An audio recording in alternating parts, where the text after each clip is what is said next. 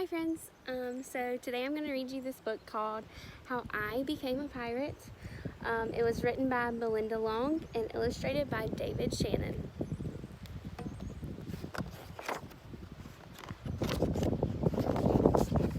Pirates have green teeth when they have any teeth at all. I know about pirates because one day when I was at the beach building a sandcastle and minding my own business, a pirate ship sailed into view. I knew what it was because its flag had a skull and crossbones on it, and because I could hear the pirates singing, "Hey ho, blow the men down." They were a little off key. I tried to tell Dad, but he was busy setting up the beach umbrella. I tried to tell Mom, but she was busy slathering my baby sister with sunblock. So I went back to my sandcastle, but I kept an eye on the pirates. By then, they were rowing to shore. When they landed, the head pirate climbed out of the boat and yelled, "Ahoy there, matey! Be this the Spanish Main?" "No," I said, "this is North Beach."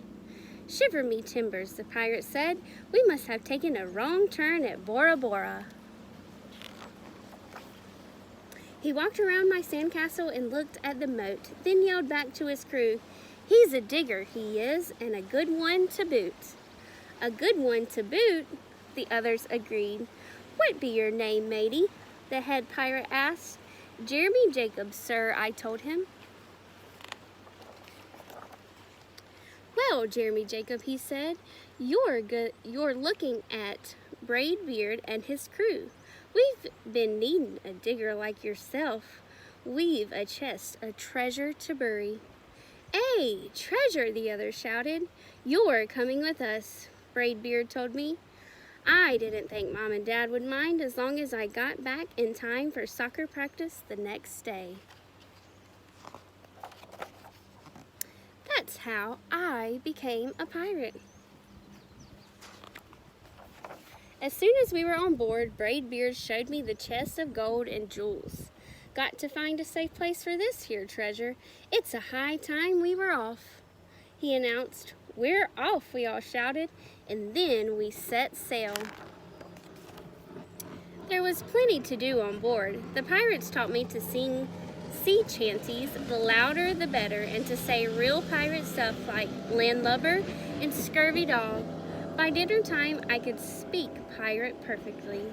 I also learned pirate manners. Braid Beard pounded his fist on the table and yelled, "Down the hatch, me laddies." "Down the hatch," we all shouted. Braid Beard gulped his food and said, "Hand over the meat." "The meat," we all roared. Nobody told us to finish our spinach. There wasn't any.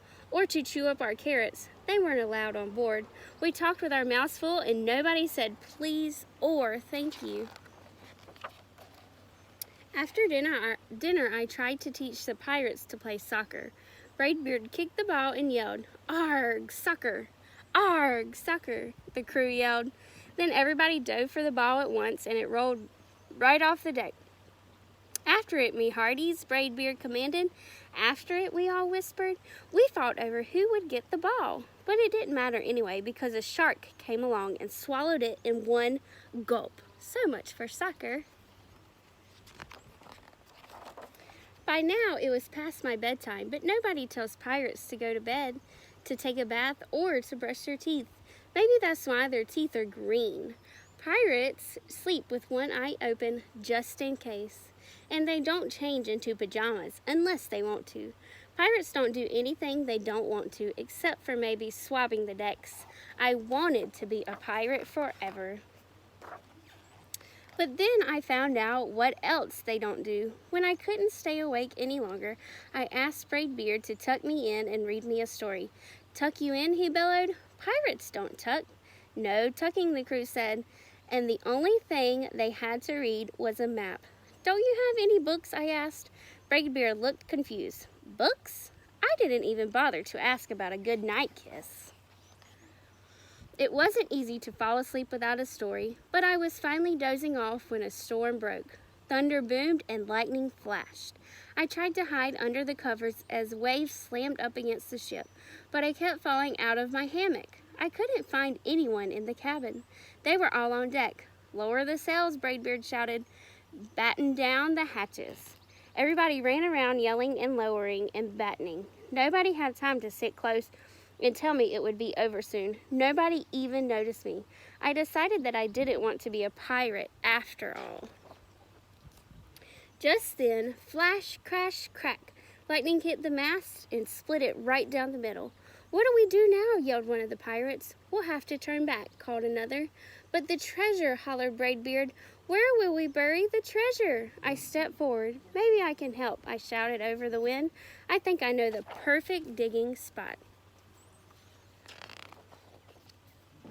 When the storm was over, we rowed back to shore and buried the chest.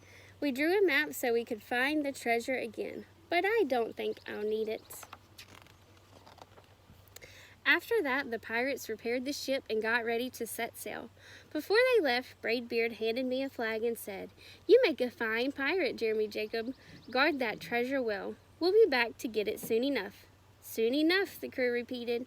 And if you ever need us, Braidbeard added, just run the Jolly Roger up the yonder pole. Up the yonder pole, the other shouted, and maybe I will, but not today. I have soccer practice. The end. Bye, friends.